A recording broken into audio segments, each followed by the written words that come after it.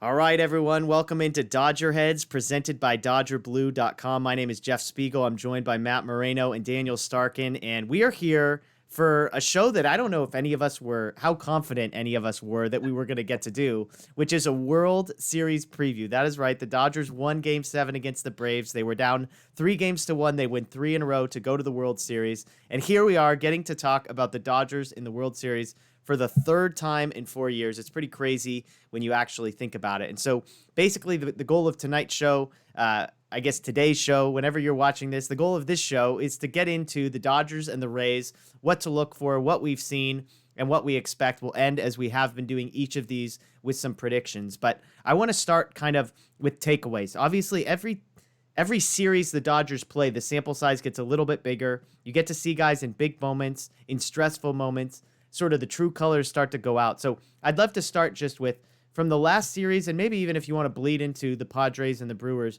but what are some takeaways? What are some things you feel like you've learned? Daniel, I'll start with you. What have you learned about the Dodgers team after this series with Atlanta?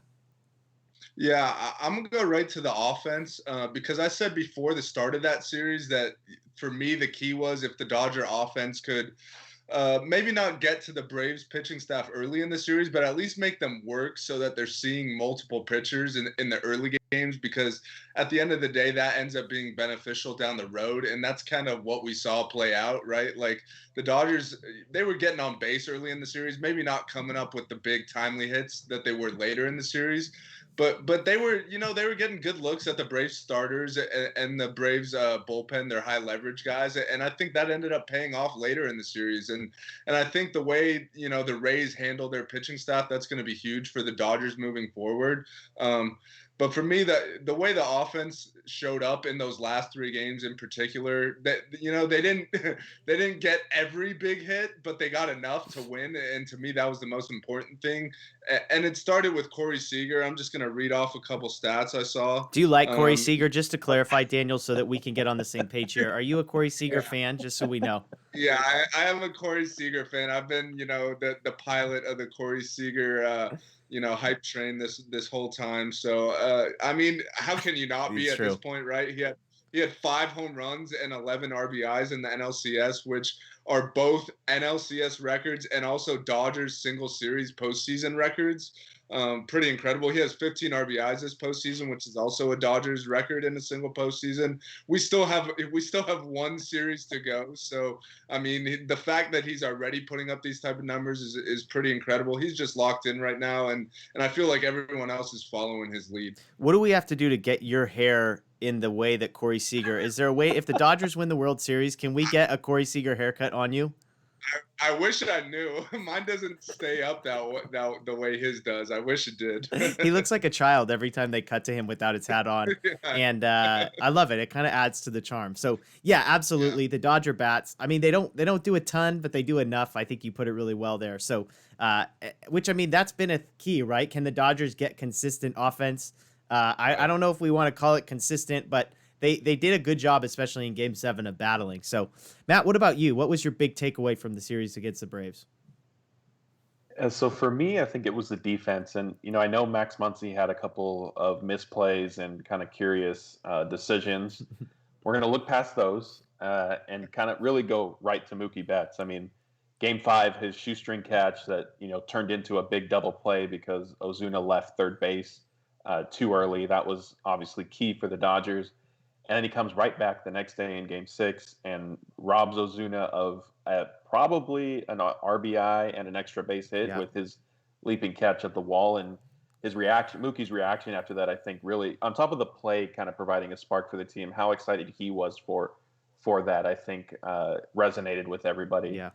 And he comes right back then in Game 7 and does it again, this time taking a home run away from Freddie Freeman, which was probably the most impressive of the 3, I think I would say. I know Mookie said that's how he would rank it because it was an actual home run. On a personal level, my favorite one, I think, was when he took the hit away from Ozuna, just because his reaction was so genuine and kind of, symbolic of the moment. Hmm. And then, not to obviously we need to give Justin Turner his credit, because without his double play in that rundown and having basically eyes behind the back of his head to throw at third base, who knows what that inning turns into. Yeah, absolutely. In honor of Mookie Betts, we've changed our background for today's show. This was the robbing of Ozuna, because, like you said, that was my favorite just because of the emotion we got to see after. But yeah, I mean, we've got another video out that I got a chance to interview Andy McCullough from The Athletic, and I basically asked him at one point and said, "Have you ever seen 5 defensive plays? I mean, really 6 defensive plays if you count the 2 Bellinger catches, the 3 Mookie catches, and the Turner double play. I mean, those 6 defensive plays that the Dodgers put together in what, 10 days, 11 days, 12 days, absolutely insane. I mean, the highest degree of difficulty at the largest stage possible. So, pretty amazing stuff from the Dodger defense there. I'm going to go with the bullpen with my takeaway. And this might not be what people are expecting when I say that, but I do feel like after the last week, we have a little bit more clarity about what's going on in the Dodger bullpen. I think there are guys that have struggled, and we're going to get into the numbers here in a little bit, but I do think the Dodger bullpen, at least we have a better understanding of who Dave Roberts trusts, I think. There were guys like Jake McGee that many of us were like, hey, this is a guy whose his numbers, sort of StatCast, sabermetrics, were as good as anyone, and he's pitched barely at all. So that's a guy like, well, okay, clearly Dave Roberts doesn't trust him. Whereas you see a guy like Trinin who comes in for 2 innings on the 3rd day in a row, clearly a guy that Roberts has built up some trust in. So I think that's huge for the Dodgers, just for those guys to have a sense of who's trusted. And really, if you're looking at it, all of the guys who have struggled was earlier in the season. They've all put together 1 or 2 pretty solid outings since then. And so for me, I feel pretty good about the bullpen. I think midway through the Braves series, maybe even going in, there was some question marks about some guys back there, but I do feel pretty good. And that leads me to the question that I kind of wanted to ask. And Daniel, I'll go to you first. When it comes to the bullpen, and if you've got thoughts on it, go for it. But really, I'd love to hear from both of you. Who are the 4 guys that you trust the most in the bullpen out there? 4 guys. That's tough. I mean, I feel like the bullpen's in a lot better spot now than it was a week ago. Yeah. Some guys really stepped up big time the last 3 games of that series. I still think the number 1 guy for me, and he's been the number 1 guy all year, is Blake Treinen. He hasn't been perfect by any means, but I don't know. I feel like he just has the best pure stuff. He's got a lot of experience. He's pitched in the postseason before, and he's proven that he could come in with runners on base and get out of jams, which is huge. So he's still number 1 for me. Right behind him, though, as kind of a 1A, is Brusdar Graterol. I mean, just him coming in throwing 101.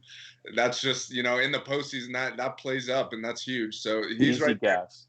Yeah, that he's right there for me. Those are my top 2. And then after that, I'd put 3 guys kind of in the same category. This sounds like cheating to me. This sounds like cheating when we get to the top 4. I gotta go 5.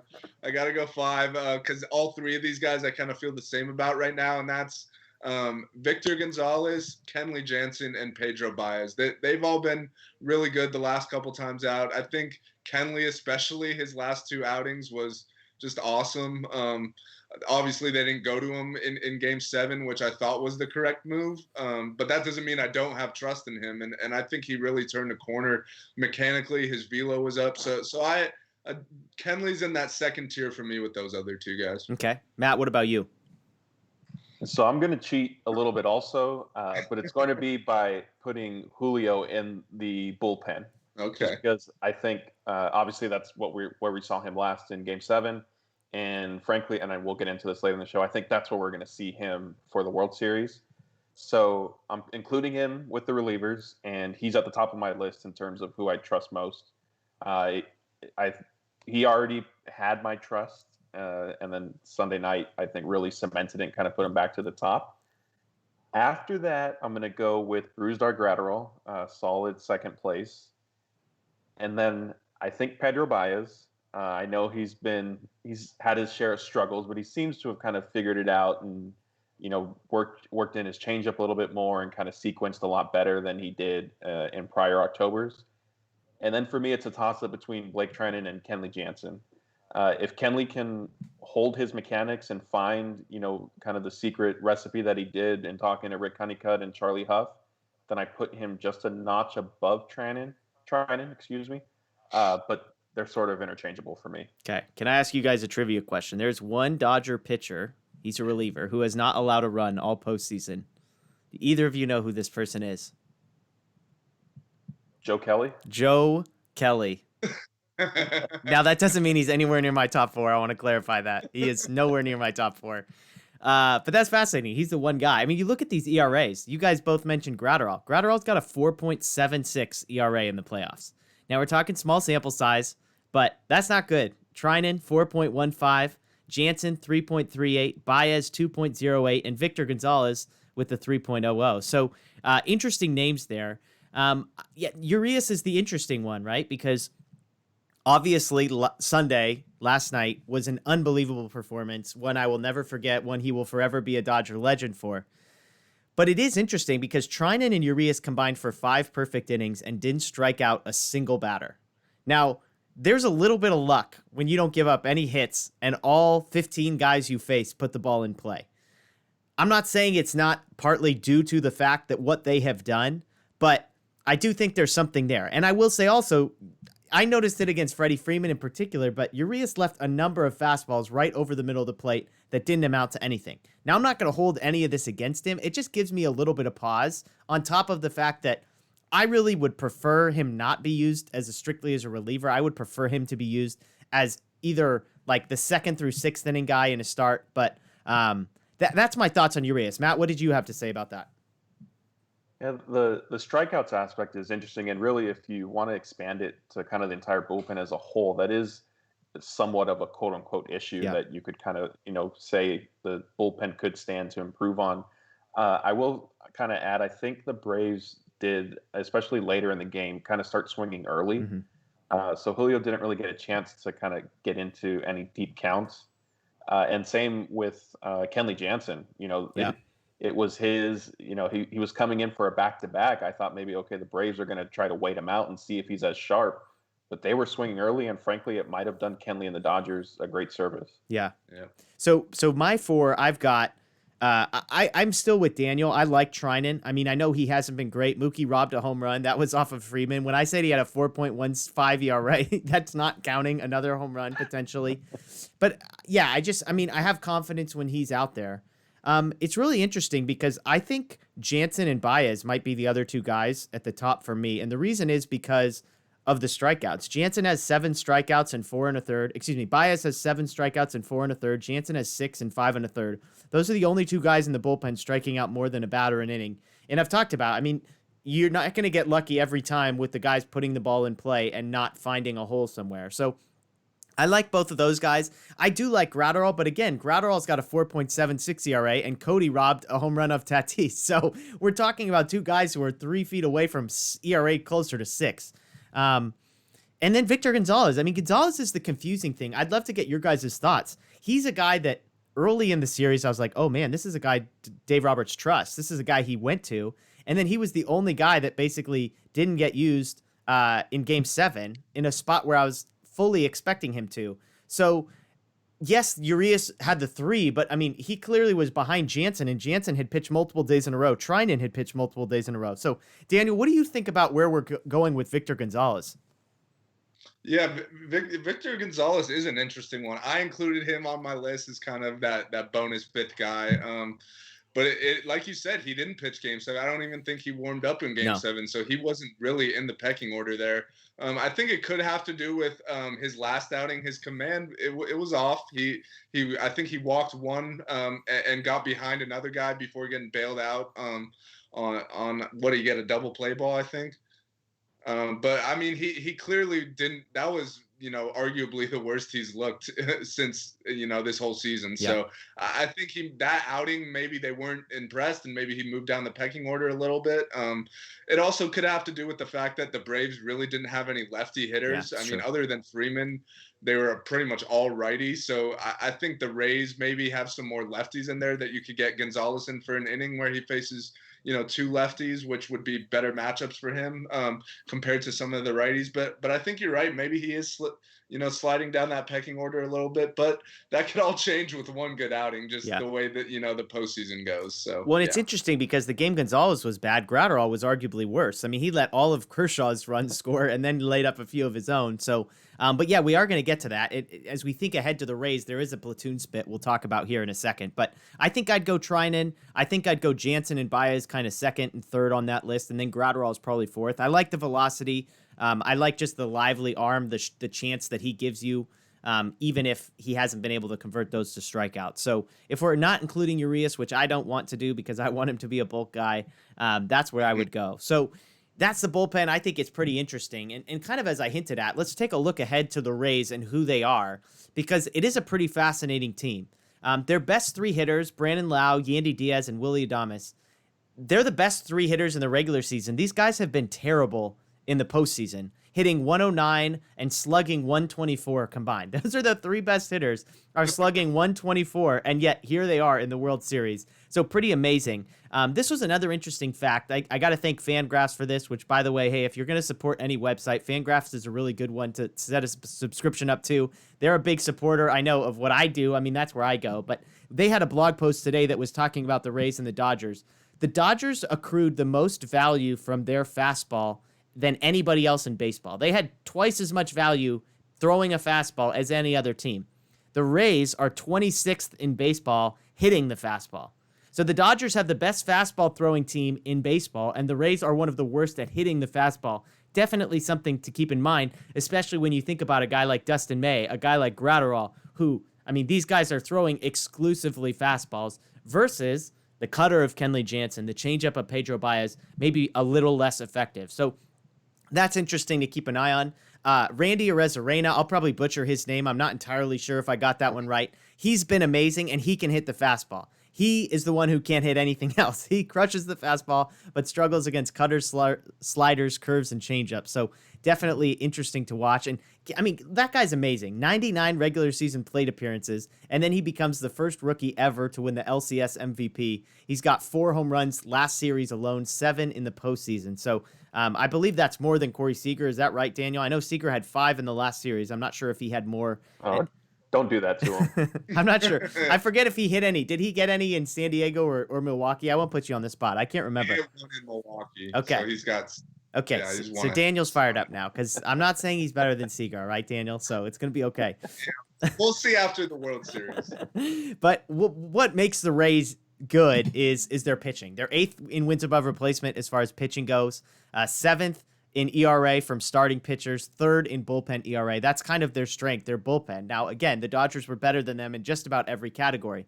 Offensively, a pretty average team. 12th in runs scored in the regular season, 14th in home runs, 21st in average, and they struck out the second most in all of baseball as far as a strikeout percentage. So you look at all those things and you're starting to try and figure out how exactly the Rays had the best record in the American League and were the number 1 seed. How did they reach the the World Series? A couple other notes, and this is the interesting thing, is platoons. This is where things are going to change for the Dodgers. When they were playing the Braves, you pretty much saw the exact same lineup every single day. Maybe a switch at third base, but that was pretty much it. The Rays are 6th in OPS against lefties and 15th against righties. So part of the reason for that is the platoons. In Game 1 and Game 2 against the Astros, they faced a right-hander one day and a lefty the other. They had 0 guys batting in the same spot in the order, Game 1 and Game 2. 0 guys. So we know how we feel about batting order after we went through the Mookie Betts and Corey Seager thing. They have no guys. They had 6 guys who played both. So they subbed 3 guys out between Game 1 and Game 2. So as I think about all that I just read, it's really fascinating to me. And the thing that jumps out, and then I'll turn to you, Matt, the thing that jumps out to me is how different this team will be. When we played the Padres and then faced the Braves, I remember saying, you know what, these teams remind me of one another. You've got Tatis in one place, you've got Freeman in the other, you've got Machado in one place, you've got Ozuna, you've got Acuna, Will Myers. I mean, it kind of like they stacked up the same. Both had young pitching that was fairly unproven. They just were built very similar. The Rays are the exact opposite. I mean, you're going to look down this lineup and not be afraid of anybody. Whereas on the flip side, they're going to throw elite starting pitching at you and really, really good bullpen arms, as well as a team that is as deep as the Dodgers. If there's one team that can match depth it's the Rays. So for me, those are the things that jump out. Matt, I'm curious, as you hear about the Rays, as you've looked into them a little bit, what jumps out to you about this matchup? What's your initial reaction? So right away, with all the platooning that they do, it reminds me of when the Dodgers made it to the World Series in 2018. And, game one rolled around and they benched all their top home run hitters because they were left-handed and they couldn't hit lefties to save their lives that season. Max Muncy, Cody Bellinger. And I remember people being up in arms about that. So it's kind of funny. I mean, I'm not tapped in enough with the Rays fan base to know how they've taken to all the lineup shuffling. But, I can only imagine if Dave Roberts were still doing something like that with the Dodgers, how that would go over. Other than that, like you said, the Rays are built on pitching. As much as they have their depth and their platoon lineups, I think the key for them is going to be their three starters, and how they kind of perform against a Dodgers lineup that is more or less set now. Yeah. Yeah, and Andy McCullough, when I interviewed him, he kind of joked. He said, "Hey, if you like the baseball that the Dodgers were playing back in 2017 or 2018, you're going to like the Rays because it's very similar. Good defense, lots of platoons, that kind of thing." So that is an interesting observation you make. What about you, Daniel? Reactions to the Rays? Yeah. I mean this respectfully. Like, I actually mean it in a good way. But I like to call the Rays the poor man's Dodgers, because they're super respectfully, though. If any Rays fans are watching, he means poor very respectfully.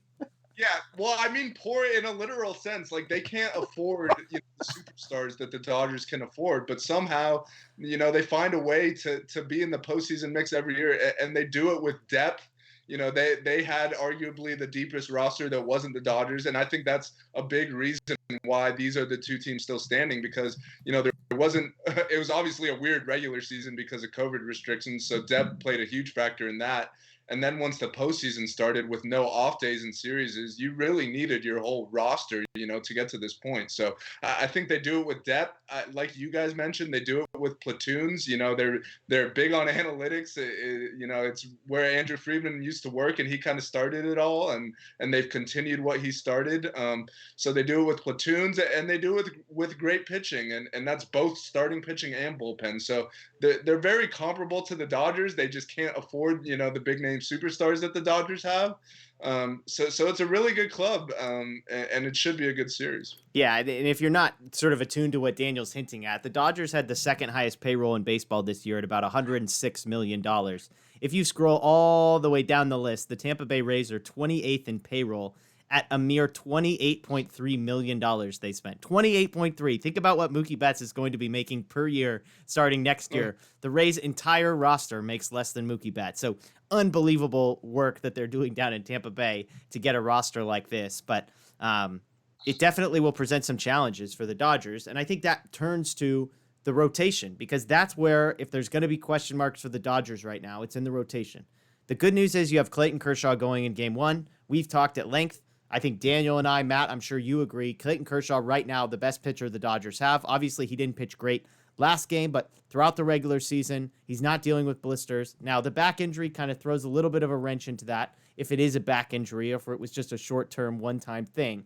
But Kershaw's pitching game one. We know Walker Buehler's pitching game three. The question then for the Dodgers is who pitches game two and who pitches game four. Because of the days off, you can pencil in Clayton Kershaw for game five. Probably not going to get Walker Buehler until game seven, potentially game six. That would be on short rest. My guess is they'd probably want to save him till game seven unless they needed to, but that's beside the point. The question is rotation games 2, 4, and 6. We know the Dodgers have the starting pitching. They have Tony Gonzalez. They have Dustin May. They have Julio Urias. For some reason, they don't like using these guys as starting pitchers. So the question is, who starts game 2? Who starts game 4? And what's the game plan? Daniel, I'll start with you on this one. If they've got Kershaw in 1 and Buehler in 3, who do you throw out there in game 2? For me, this isn't like, it's not super simple, obviously, but for me, it was kind of an easy decision for me. I don't think they're ready to throw Julio quite back out there after he just threw 3 innings. So for me, he would be my game 4 starter. I know Matt talked about how he liked him in the bullpen. But for me, with Julio, I would go the same as they did this past series. I would let him start one game in Game 4, and then he would potentially be in line to make a bullpen appearance in the Game 7, which I think would be huge if you could just go, 6 innings Walker Buehler and 3 innings Julio. That's a good place to be in Game 7. So that's how I would handle Julio. So that leaves Game 2 open. And for me, it would be kind of like how Game 7 just was for me.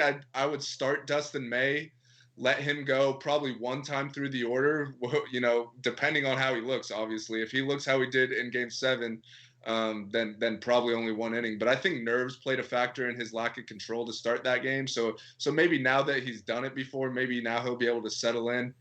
He didn't throw a ton of pitches, so I don't think, only 2 days of rest. I don't think that plays a huge factor. So I'd go Dustin May for a couple innings and then follow that up with Tony Gonsolin for a few innings. So it's kind of like a tandem start for me, and that should be able to get you through, the first 5 or 6. So I'd do that in Game 2 and then again in Game 6. Matt, what about you? Yeah, so I'm pretty much in line with Daniel with holding Julio for Game 4. For Game 2, I would just flip it. I would give Tony Gonsolin the start. I think Dustin May is a little bit more effective out of the bullpen. I know that Dave Roberts, in explaining why he was the opener, Dave Roberts said it was so Dustin would know exactly which hitters he was going to face. For me, just looking at Dustin's last few appearances, he hasn't been overly sharp. I know obviously against the Braves it ended up being just 1 run, but that inning could have very easily gotten away from him. And I just kind of double checked his, kind of going through his game logs and kind of the memory of watching the games. He was really good his first appearance against the Padres in Game 1, and since then he's pitched on, quote unquote short rest. Obviously not after a full start or anything, but he hasn't really been as sharp since then. So as much as Dustin has said, I have a resilient arm, I can kind of bounce back, like that hasn't really played out. Yeah. Granted, I do think nerves were a factor for the Game 7, and I don't fault him for that. I mean, he's a rookie starting a winner-take-all game with, all the pressure in the world on the Dodgers because of their expectations from, years that he hasn't been here. But so just because of that, I think I would flip it. I'd let Tony Gonsolin start Game 2. That being said, I don't know if he's going to be really in any shape to start that and give you any sort of length outside of maybe 2 or 3 innings. Yeah, Daniel, what do you think about that? Yeah. To me, it's not like as important like who starts. It's more just about like how long they're going to throw. I don't think either, May or Gonsolin would be able to throw, more than maybe 3 innings just because they just pitched in Game 7. So whatever order is fine with me. I would even think maybe you go with like an opener and start Adam Kolarek just because, like we talked about, the Rays are very platoon heavy. So maybe if you start a lefty, that forces them to go with one lineup, and then when May and Gonsolin come in, they're righties, obviously. So then maybe they have to, make some early moves and lose some bench players. So I think that Game 2 is the game where you could kind of get creative. We know the Rays are probably going to get creative. So, baseball purists might hate it, but I think that's the time to do it. It is interesting now looking back on Game 7. The Dodgers used 3 starting pitchers and have now left themselves in a spot where you don't really feel great about any of them in Game 2 because of the amount of pitches that they threw, which is it's pretty fascinating. And you go back and look, I mean, Dustin May threw 18 pitches, 7 of them went for strikes. Tony Gonsolin threw 41 pitches and 21 of them went for strikes. So you'd hope that with that in their back pocket, both of those guys are a little more well-rested. For me, I'd go with Gonsolin simply because he looked like he was a mess coming in the second inning, and I don't know if that was a bullpen appearance. He has pitched in relief the year before. The flip side is he just threw 41 pitches. He's the least rested. Well, I guess not less than Julio, but he is not rested at all. So I do wonder, Daniel, kind of to what you said, if you can get Kershaw to give you 6, which again, we don't want to push him because we've seen where that goes. But if you can keep the bullpen somewhat rested in Game 2, and then if maybe you just throw a genuine bullpen game in Game 2 where you don't even look for any length from anybody because it allows you to rest Gonsolin and May, and maybe you get like 1 inning out of Dustin May, maybe 1 inning out of Tony Gonsolin, and you just say, hey, we're going to throw 9 pitchers at you, maybe 7, maybe 8, and know that we have an off day on the following day before game 3, and you have Walker Buehler going, who's the only other guy you're really trusting for length. And then you can kind of set yourself up to say, now we're going to set ourselves up with either Gonzalez, hopefully, as the game 6 starter, Urias as the game 4 starter, and then you can kind of go from there. The flip side to everything I just said is the Rays are a platoon-heavy team. So do you start Julio Urias in game 2 and then make him pitch 1 inning and pull him for Tony Gonzalez? So now they think they're going to get a lefty, and then they get 4 innings from a righty out of the bullpen. Do you do the same thing again in game 4 where you start a righty and then maybe Urias comes right back and gives you length then?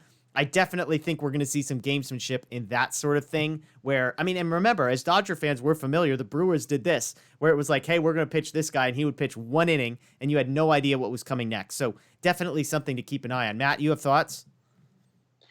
Yeah, I wonder, I know he's not really a popular name amongst the fan base, but if you're about to say Alex Wood, Matt, we've got oh my gosh. Yeah.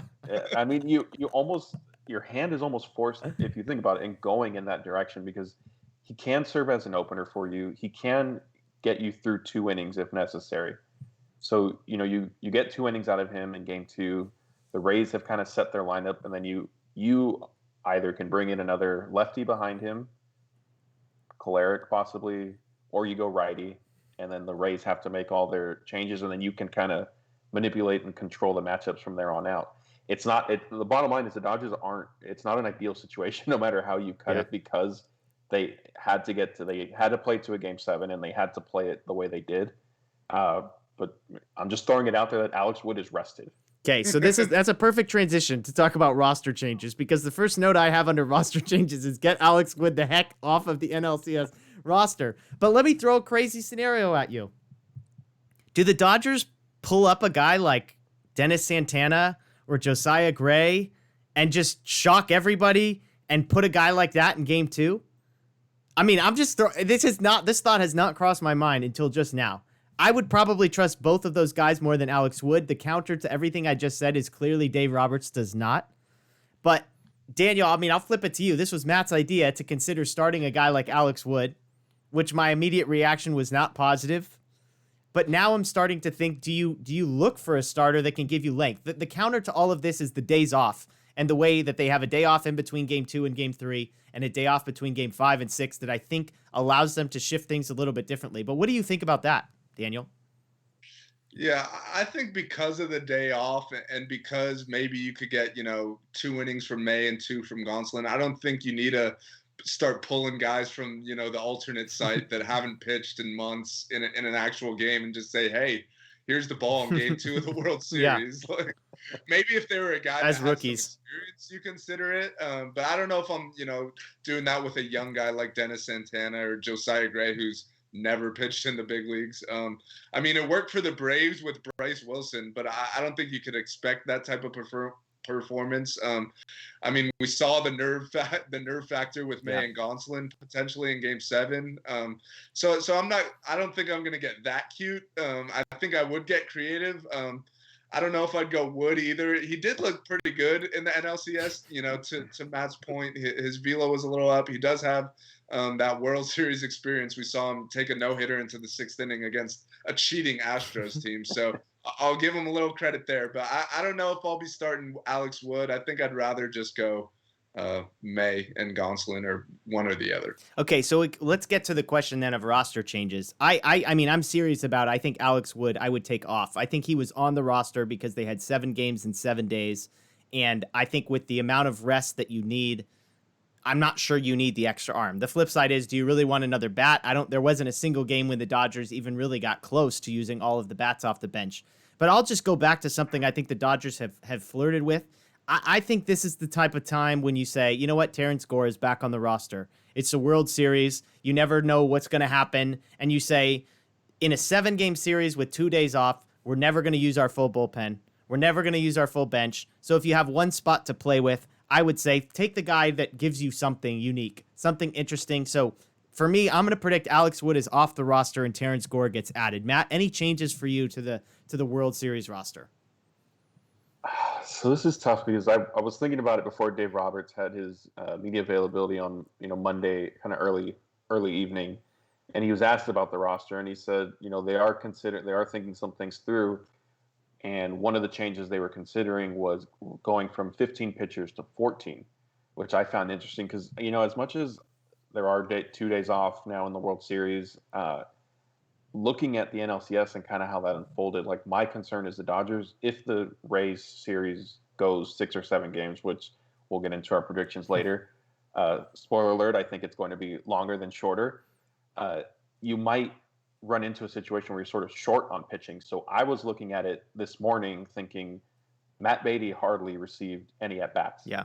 Do you take him off and add another pitcher? The problem with that is looking at the pitchers who they've had on their taxi squad, which is where I assume it would come from. The options aren't, there isn't one clear-cut option where you're like, yes, that's absolutely who. It's Scott Alexander, it's Dennis Santana, it's Josh Sborz, Josiah Gray, like you mentioned, Mitch White. So I don't see them going that route. Yeah. That being said, I do make a change. I think I pull Beatty off and I add Keibert Ruiz, and I think that just will add more versatility and options to the lineup. Austin Barnes, I think, could start a little. He's hitting a little bit better than he had been earlier in the year. We know what he does defensively, and that gives you the option to still have Will Smith as your DH and not really worry a little bit about being shorthanded. The Dodgers, strategically, and it was later in games, but they did lose their DH down the stretch these last couple games. And, with the Rays, with their bullpen, and they're going to be throwing different guys at you, I think having another bat to kind of combat that would help, more so than a Terrence Gore. But I've been on here before talking about how I've seen too many times where the Dodgers carry a Terrence Gore, a D. Gordon, and it produces exactly 0 stolen bases or, runs scored on a sacrifice fly, something like that. Yeah, and keep in mind, too, another thought with Alex Wood is, again, the Rays are much better against lefties than they are against righties. And so that's another reason for me just to say, if he's your last guy and he's a lefty, obviously Alex Wood probably isn't playing in meaningful games anyways, so does it really matter about the platoon splits if he's mopping up innings in a blowout one way or the other? But another thing to keep in mind. Daniel, any changes for you? I'm kind of gonna go with a mixture of what the two of you just said. So for me, I don't think they're gonna do this, but if I was to make any changes, I would take off Matt Beatty, who, like Matt said, only had a couple at bats and really didn't have to have any at bats, frankly. Like, they just wanted to get him some. So I'm taking him off the roster and I'm replacing him with Terrence Gore. You just never know, like, when it's a tie game late and you could use a stolen base. And like you guys said, they haven't used all of their bench players in any games. And I think now, as Rios gets more and more healthy, he's clearly the first bat off the bench you're using, especially as a lefty, which Matt Beatty also is. So Beatty kind of becomes kind of redundant in that sense. So I'm throwing Gore on there just because you never know. Like, maybe it's tied in the 9th inning and Justin Turner works a leadoff walk and that's a perfect spot. Hey, Terrence Gore, go steal second base, and then we walk it off on a single. So I want to keep the 15th pitcher. I know Alex Wood doesn't bring much to the table, but odds are in a 7-game series, there's going to be one lopsided game either way.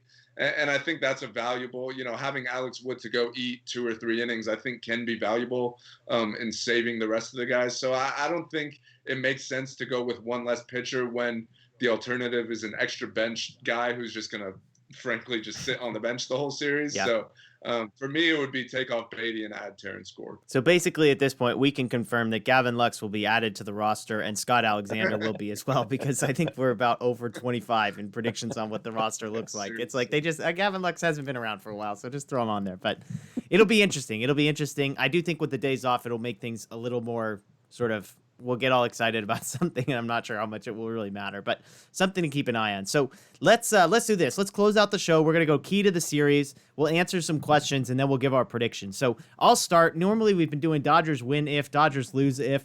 I've kind of realized that basically we're all answering those with the exact same, like, if this happens positively, they win. If this happens negatively. So I'll start with the key. I think the key is one person to this whole series. I think the key to this series is Clayton Kershaw. The Dodgers will win if Clayton Kershaw, and I'm not even going to say that. The Dodgers will win when Clayton Kershaw dominates. I think this is the series, folks. I think he busts all myths about him. The narrative changes forever in this series. In all reality, he's the Game 1 starter. He's going to pitch again in Game 5. We're almost guaranteed to get 2 Clayton Kershaw starts unless there's a sweep.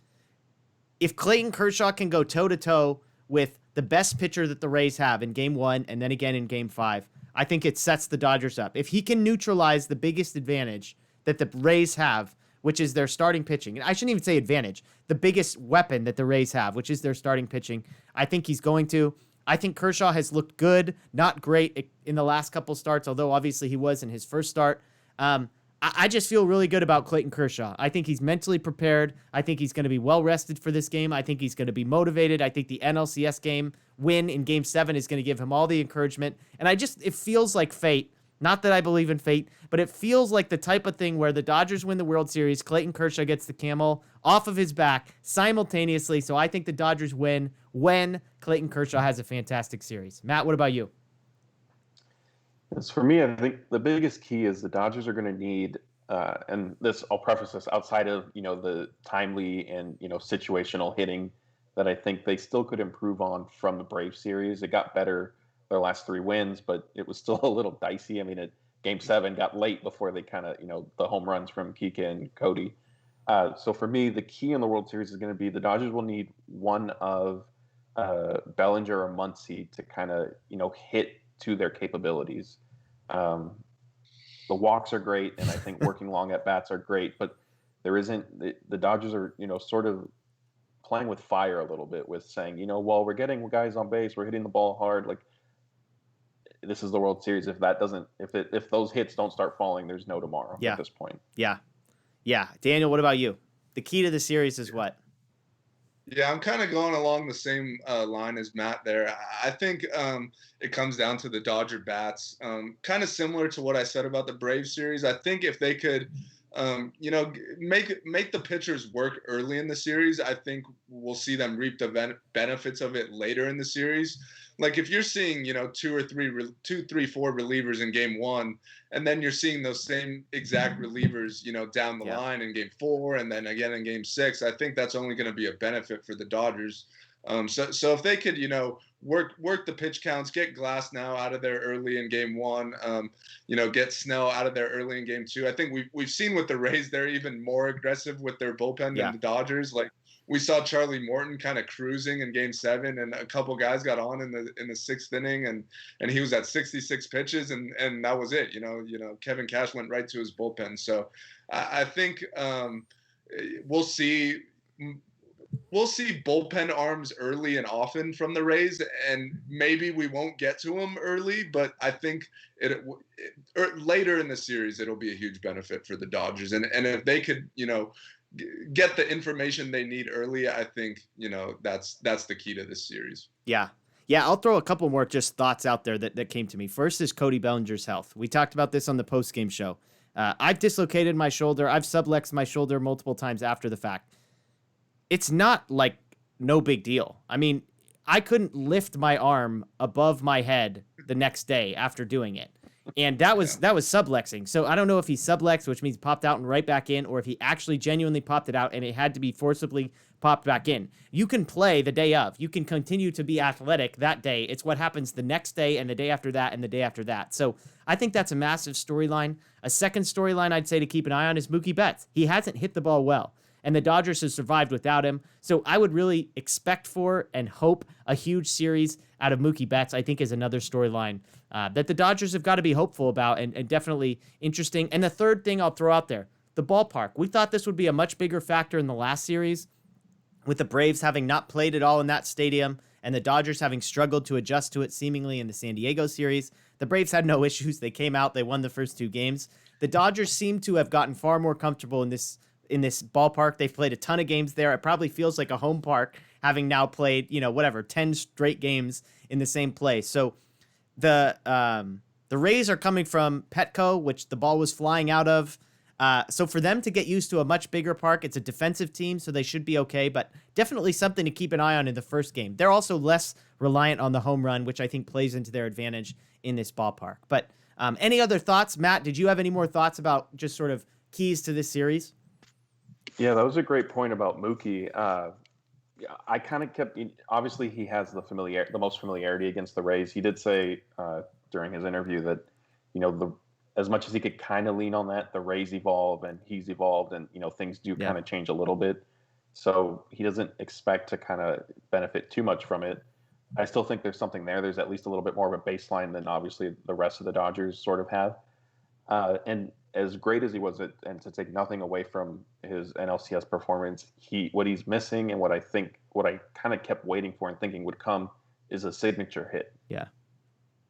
So maybe this is when it happens. Yeah, I mean, we've seen no home runs from Mookie Betts the entire postseason. This is a guy who I believe tied for the lead in the regular season with AJ Pollock, another guy who we haven't seen any home runs for. So definitely interesting to see there. So let's go to some questions. I know we've probably answered a number of these, but Matt, what kind of questions did we get from folks on Instagram or Twitter? Yeah, so _ Gina Day _ on Instagram asked, it's obviously such a different year and a difficult year. Does it feel different going to the World Series now than it did the last 2 times? Daniel, you got thoughts on that one? I think it feels different in the sense that this team is better than the last 2. I mean, 2017 was a great team, and I'm not trying to take anything away from them, but I still think there were like a couple holes on that roster. Like Logan Forsythe was playing second base every day, and he actually had like a pretty good World Series. But like when you just compare the Dodgers 1 through 9 this year compared to every other year, like this year pales in comparison. A big reason for that is Mookie. Obviously, he's been great at the top of that lineup. He's like the true leadoff hitter that these guys have lacked since forever, it feels like. So I think I feel more comfortable this year. 2018, it was really just kind of like, well, let's put up a good series. I didn't really think the Dodgers were going to win that year. But this is oddly, and I say this because they just came off a 7-game series that they very well could have lost. It took 3 straight, games to win it. But this is like the most comfortable I feel like I've felt going into, a World Series for the Dodgers. We're going to add up Daniel's body count at the end of this. We've got the poor man's Dodgers and the Rays, no disrespect. And now Logan Forsythe gets added to the pile. Just shots fired on Logan Forsythe for no reason. Yeah, I mean, to me, I'll say this. 2017, they lose. It's the first time they've been to the World Series in 30 years, right? 2018, you're like, oh, well, we're right back where we were last year. This one feels different because they missed it last year. We lost in the NLDS last year to the Nationals, who end up going on and winning, but having missed out on the World Series and now to have gotten back, that adds to it. I think the 7-game NLCS, again, the doubt set in and then they came back from the dead. I think that helps. So I think those are just like emotional reasons why it feels different for me. But yeah, I mean, I think the Rays, and I'll add to Daniel's, no disrespect to the Rays, but I think this is probably the worst of the 3 teams that they've played. You look at the Astros, you look at the Red Sox, those were star-powered teams. The Rays, no disrespect, not star-powered. And so, I mean, there's a level of optimism. Having seen the Dodgers win the last 3, I think I am as optimistic about a World Series as I ever have been with this group right now, as a relation to a number of different factors. I'd just like to say you both are going to be trending in Tampa Bay before the series starts. Good. Let's get the clips out there. Matt, you can edit this, right? Get Daniel's no disrespect. Don't just get rid of the no disrespect and say they're a poor man's Dodgers team. Just get Daniel on loop. All right. Next question, Jeff. I'll direct this one to you. It's from Chase Aguiar. I apologize if I'm mispronouncing that, from Twitter. He said, if the Dodgers lose game 1, should they start Walker Buehler on short rest in game 2? Yeah, I mean, for me, the answer is no. Walker Buehler's blisters, I think, are a genuine concern and a big reason why I don't think you mess around. I think you just saw a series go 7, so there's no need to make any rash decisions in game 2. So that's for me. It's a pretty easy one there. You save him for game 3, knowing that you can bring him back on 6. That gives you game 6 on short rest if you really want it, but game 7 on full rest. So for me, that's an easy no. Yeah, I just wanted to agree with that. You're getting 2 Walker Buehler outings this series, no matter which way you slice it. So why wouldn't you want to maximize what you could get out of him by giving him, that not only full rest, but it's an extra day of rest going into game 3, and then he'd be on regular rest for game 7. So with the blister issues, I don't think you need to rush him. You're getting 2 outings regardless. All right, last one. I'll let both of you either take this one. It's from Mario, and I can't even pronounce the last name, so I apologize. From Instagram again. Any disappointment with not playing the Astros in the World Series? Daniel, I'll let you go first because I know both of you guys wanted the Astros. Yeah, well, yeah, I think I was gonna say me and Jeff disagree on this. Like you just said, when we previewed the NLCS, me and Matt both said that we wanted to face the Astros. To me, it just would have been sweeter, like beating them and showing them, like, hey, we're the better team now, and we're also the better team in 2017. But at the end of the day, it's also fun to just laugh at the fact that they didn't make it, that like they got so close. They came back from down 3-0 and came up just short. So that's fine too. It doesn't matter a whole lot to me. I'm fine with beating the Rays. To me, a World Series is a World Series. Yeah, we have guaranteed ourselves Astro tears because we were already getting to experience them and enjoy them. So, I mean, anything that would have taken this away from me, I disagree with. So I am very pro the Rays being here. That way, I will be able to sleep at night if something catastrophic happens and the Dodgers lose. I want nothing to do with the Astros. And I'll just add, obviously, Daniel and I were on the same page about preferring to play the Astros. I was a little surprised that when we did put that out on Twitter, there was a lot of pushback saying, no, we don't want to see them make it. Who cares? This and that. I found that a little surprising. Yeah, smart people. You shouldn't be surprised by how smart our fans are, Matt. They all agree with me, and that's the right decision there. So good. Well, good questions there. I saw we had one other, our favorite player. We know who Daniel's favorite player is. I don't know if you have the list up and who asked that one, but I did see that one when I was scrolling through. I feel like this last series cemented my new favorite player on the Dodgers, and it's Will Smith. I love everything about Will Smith. I don't know why. John Smoltz pointed out in that one game where there was a blowout and Will Smith's backing up first base on a throw. I loved it. He gets clutch hits. He hits the ball hard. He seems calm, cool, collected at all times. My thing is like I never seem to pick the star player. Like it's not like a Mookie Betts, Cody Bellinger, Corey Seeger. Nothing against those guys, but it's always like sort of a guy just below or maybe even 2 tiers below. I think Will Smith is just below, but I'm a big Will Smith guy. Matt, who's your favorite player? We know Daniel's got a Seeger tattoo. So who do you got, Matt? I don't think it'd be right for me to pick one favorite player. Oh my gosh. They're all good. And Daniel wants 5. I asked for 4 relievers. He gives me 5, and you can't even pick a favorite player. What have we done to this? No wonder this question didn't make it onto the show. All right, well, let's get to predictions. And I'm going to start this one off just for old time's sake. Last series, I picked the Dodgers to sweep the Braves. Let the record show the Dodgers at one point won 3 games in a row against the Braves, basically proving they were capable of a sweep if they wanted to. I predicted a sweep. The Dodgers won.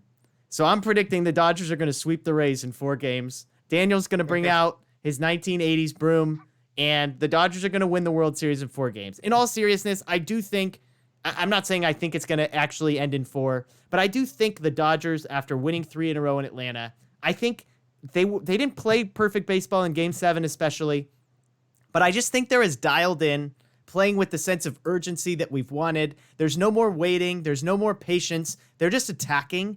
And I think the mindset and everything is coming together at the perfect time. I like how the rotation shakes out with Kershaw in 1 and Buehler in 3. So I really am confident, but just for the sake of predicting a sweep and me being undefeated in predicting sweeps, I'm going to predict a sweep here. Daniel, what do you got? Yeah, to your point, I don't even remember where I saw this stat, but I saw it somewhere. The last 3 teams to come back from down 3-1 in the league championship series all went on to sweep the World Series. There we go. So maybe you're onto something. The Dodgers are hot. Maybe. I'm not gonna be quite that bold. I'm gonna go Dodgers in 6. I think the Rays pitching staff and their bullpen could get them a couple games. Ultimately, I think their hitting isn't up to par. So I'm gonna go Dodgers in 6. Matt, what do you got? All right, so I know earlier I said that I expected a long series, but I'm going to do a late pivot here. Oh, man. Not as aggressive. He heard that stat, Daniel. He heard that stat about the sweep. I'm going to split the difference between you two, and I think it'll be Dodgers in 5. Kind of the points you guys raised. Obviously, I think they have some momentum. If you look at how there's always been talk about the baseball playoffs, right? It's not necessarily about the best team. It's about the hottest team and this and that. Well, that is the Dodgers right now. Mm-hmm. The Rays, they avoided a near collapse, but the skin of their teeth. So their team's kind of going and trending in opposite directions. And so I think the Dodgers do it in 5. Yeah, I mean, and I'll just add, I think when I look at the stats, the numbers favor the Dodgers. When you look at like the best fastball throwing team versus the worst hitting fastball team, I think those types of things help. the Rays are better against lefties than they are against righties. Well, the Dodgers can throw righties at them all day. Walker Buehler, Dustin May, Tony Gonzalez, basically every reliever in the bullpen outside of Victor Gonzalez, Jake McGee, Adam Kolarek. So it will be interesting to see, but we're all picking the Dodgers. Big surprise there. But that'll do it for tonight's show. That'll do it for the preview. As I said, I don't know if it'll be posted before or after this, but I got a chance to sit down with Andy McCullough of The Athletic. He used to be the Dodgers beat writer for the LA Times. He was there when the Dodgers went to the World Series in 2017 and 2018. So I got to ask him how this team compared to that team. I asked what he thinks of Dave Roberts and his decision-making, whether he believes the Clayton Kershaw narrative is fair, and I even got a prediction out of him at the end. So I think it's a really good interview. He's a funny guy. You'll love to see his outfit as well. So take a look at that. That'll be on Dodger Blue 1958 on our YouTube channel. That's the best place to be subscribed on YouTube. We've got all the pregame and postgame coverage you'll want there. DodgerBlue.com will have series previews and information. Follow us on Twitter, Facebook, and Instagram because Daniel and I will be doing a DodgerHeads live show after every game of the World Series immediately following. We had an amazing crowd after Game 7. It made it a lot of fun, so we hope you join us Tuesday night after Game 1 as well. But that'll do it for us tonight. The Dodgers and the Rays start Game 1, 5 o'clock Tuesday, Game 1 of the World Series. So it's going to be a great one, and we'll see you then. Go Dodgers.